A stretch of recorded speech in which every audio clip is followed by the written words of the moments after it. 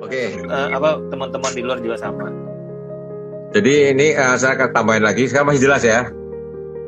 Ini masih jelas, Halo? clear, suaranya clear. Oke. Clear, Bang. Ini cara berlatih memotret manusia ya. Tadi kan manusia udah ya, sekarang saya tunjukkan latihan komposisi dulu. Saya kasih pelatihan di Bali 10 tahun yang lalu lebih ya, bahwa memotret itu bisa seperti ini. Tunggu. Ini sebuah patung di Bali ya. Ini sebuah patung di Bali. Patung itu untuk acara klik. Patung itu kira-kira bentuknya kayak gini ya. Ini patungnya kira-kira gini. Masih jelas, Oi? Masih jelas? Jelas, Bang. Clear. Halo? Bagus.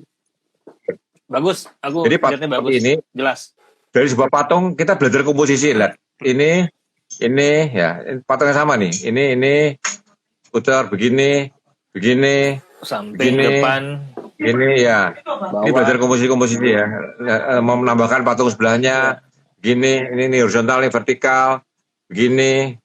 Ya, ini patungnya ya. Perhatikan ya, patungnya seperti ini. Berbagai kemungkinan komposisi, salah satu berlatih komposisi ya, dengan sebuah patung ya. Dengan sebuah patung aja kita bisa berlatih macam-macam. Kupingnya doang, misalkan seperti ini ya. Ini salah satu cara melatih komposisi sederhana. Oke. Sekarang ini cara melatih komposisi lain di parkiran. Ini sebuah tempat parkir nih. Perhatikan ya. Ini tempat parkir, perhatikan. Ini kesemenan, ini yang kiri ini aspal, ada batunya. Ini kanan adalah semen tepinya parkiran ya. 1, 2, begini. Bisa begini. Bisa begitu. Gini.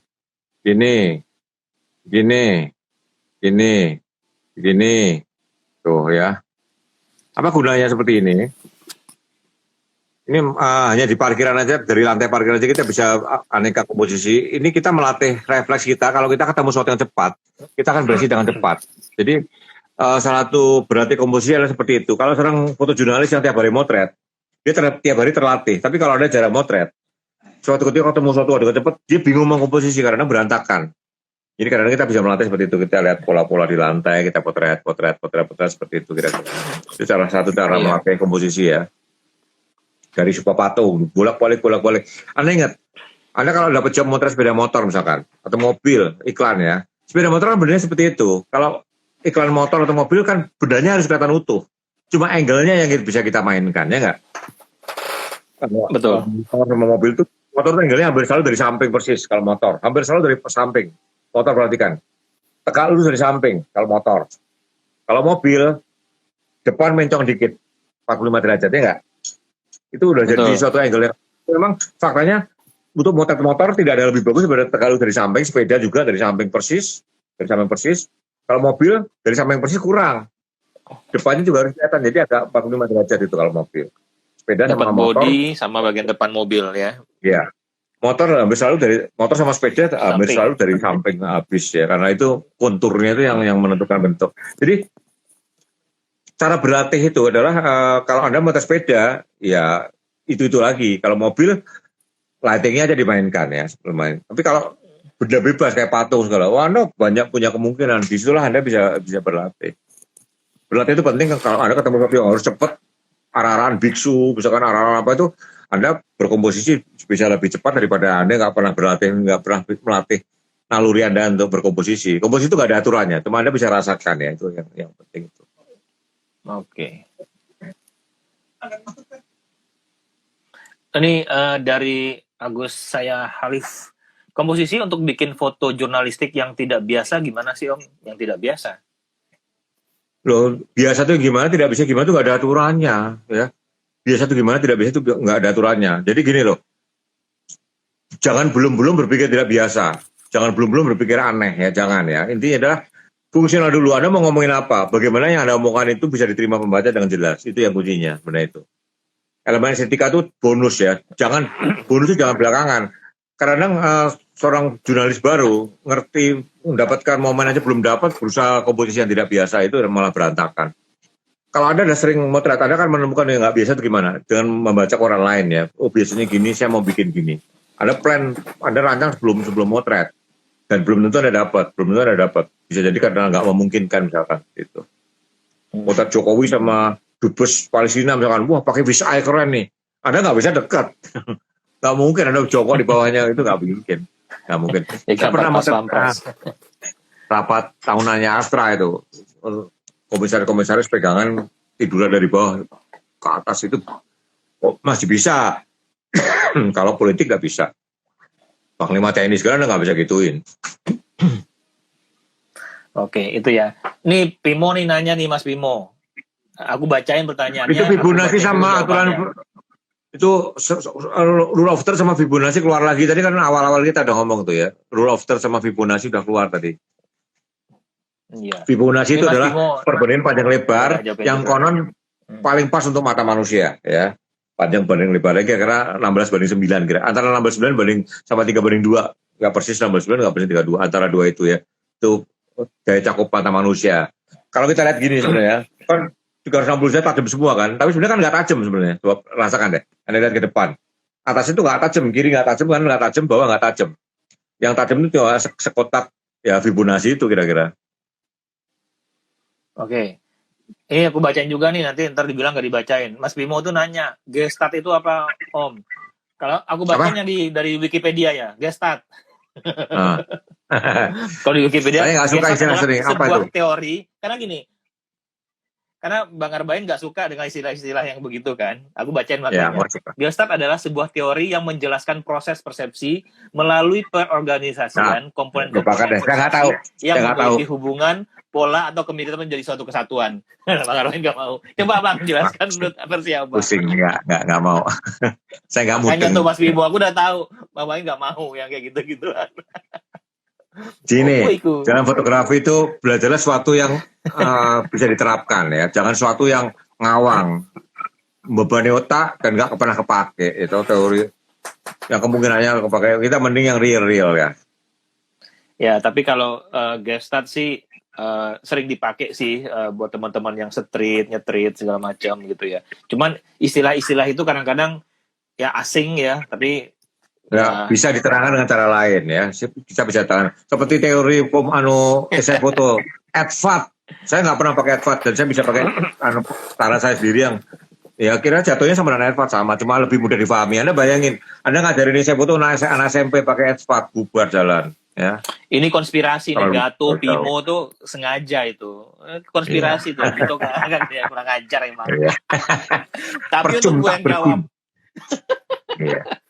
Percuma tak bergun. Percuma tak bergun ya. Kita hati-hati yang gitulah kata Bang Arbain. Oke Bang, lanjut. Ya. Udah nggak ada pertanyaan lagi. Oke. Jadi saya dulu baca sama Kartono juga nggak pernah pakai gitu. Nerangin ke saya, ini kebakaran tuh gini-gini. Lu jangan searah sama arah angin. Itu nggak ada gestar-gestatan ya. Kalau lu angin ke sini, lu nggak bisa deket-deket sama kebakarannya. Usahakan lu di belakang angin. Jadi angin dari lu ke apinya. Jadi lu bisa deket banget. Orang bingung kan, Kompas bisa deket banget, apinya panas banget. Nah saya sesuai arah angin. Jadi angin dari saya ke arah kebakarannya kan. Jadi saya bisa deket kan, panasnya kan ke sana. Gimana tahu arah angin? Ambil benang ditaruh. Nah itu simpel teorinya Kartono kayak gitu tuh. Terus lihat kebakaran. Anda sampai situ kan nggak mungkin nyampe. Caranya nyampe gimana? Cari tukang ojek. Nah itu caranya Kartono. Cari tukang ojek pasti tahu gitu. Itu Kartono tuh rumusnya kepake semua, simpel ya, nggak rumit-rumit. Pakai benang basah, pakai benang kering, cari tukang ojek itu. Teori saya mengamalkan teori-teori sederhana seperti itu.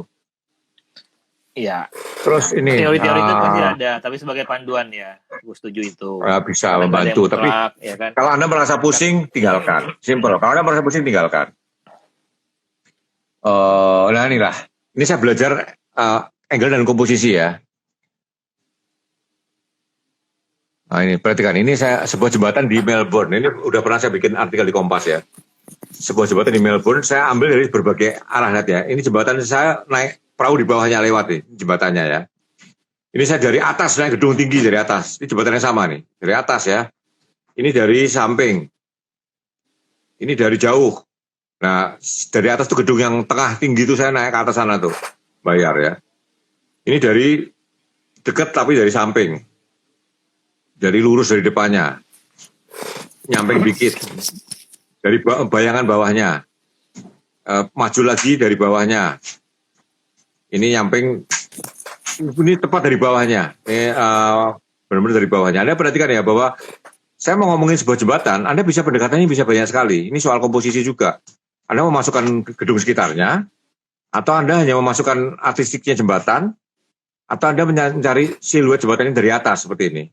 Jadi komposisi itu kadang-kadang Anda ambil, kembali ke pertanyaan, Anda mau ngomong apanya?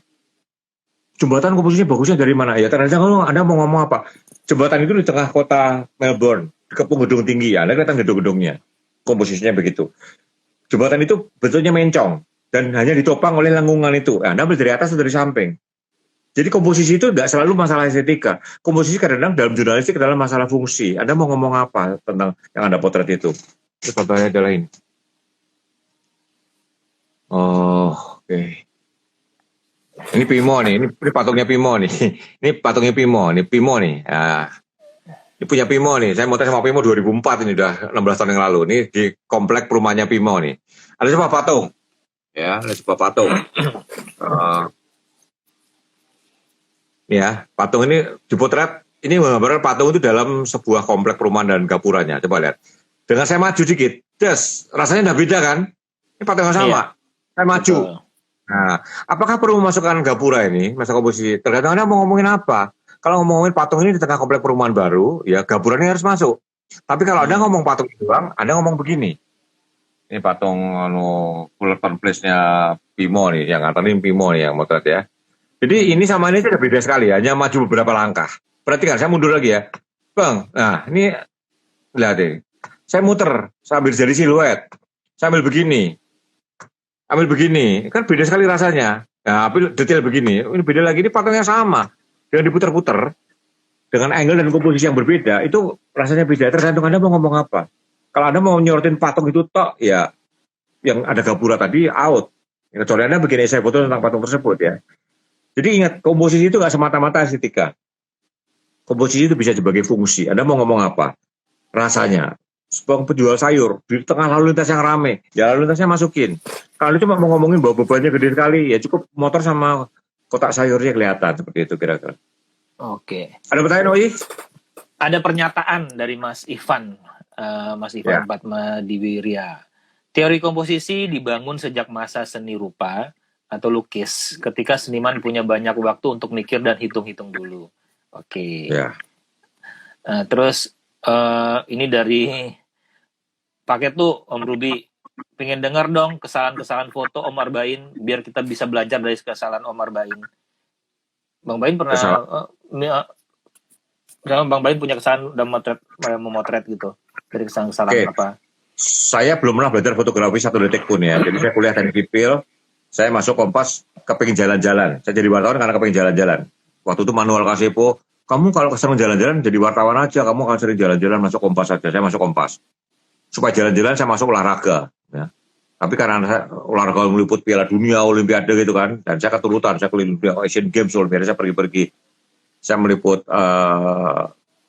jadi wartawan karena saya nggak pernah sekolah jurnalistik juga, langsung jadi wartawan, Kompas, nulis, terus kepengen jadi fotografer.